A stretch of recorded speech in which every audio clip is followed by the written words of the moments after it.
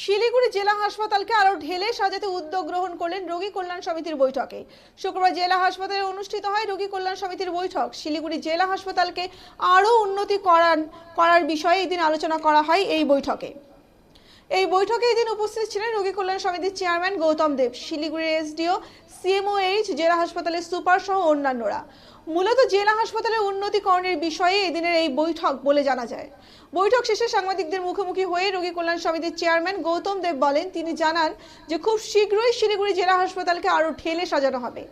একদিকে যেমন নতুন বেশ কিছু বিভাগ চালু করা হবে, ঠিক তেমনি বিল্ডিং সংস্করণ, লিফট সংস্করণ সহ বেশ কিছু নতুন সিসিটিভি ক্যামেরার সংযোজনও ঘটানো হবে। এছাড়াও নিরাপত্তার দিকে আরো মজবুত করার জন্য বাড়ানো হচ্ছে মহিলা পুলিশ ও পুরুষ পুলিশের সংখ্যা এবং চিকিৎসা ক্ষেত্রে আরো বিশেষ কিছু উন্নতিকরণ করার চিন্তা ভাবনাও চলছে বলে জানান তিনি। মিটিং করলাম। মিটিংয়ে ইনফ্রাস্ট্রাকচার ডেভেলপমেন্টের আমাদের অনেকগুলো প্রজেক্ট এখানে চলছে, অনেকগুলো প্রজেক্ট শুরু হবে। প্রথমত হচ্ছে আমাদের যে সেকেন্ড লিফটটা চলেছে, ওই লিফটটা একটু জল পড়ে এসে একটু প্রবলেম হয়েছিল, সেটা ক্লিয়ার করা হয়েছে। লিফটটা আমাদের দুটো লিফট আমাদের চলছে।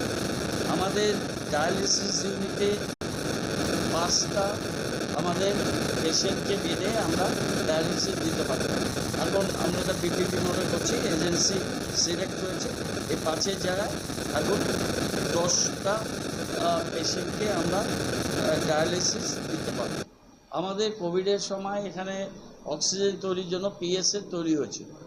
সেই পিএসএটা নানান কারণে একটু নন ফাংশনাল ছিল। স্বাস্থ্য ভবন থেকে অ্যাপ্রুভাল নিয়ে তাদের টেকনিক্যাল লোকেরা এসে এটাকে কাজ করছে, ঠিকঠাক করছে।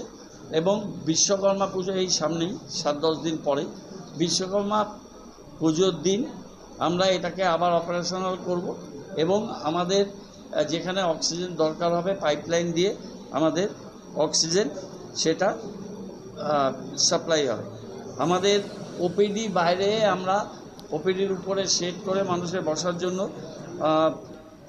আমরা আরেকটা ব্যবস্থা আমরা করছি।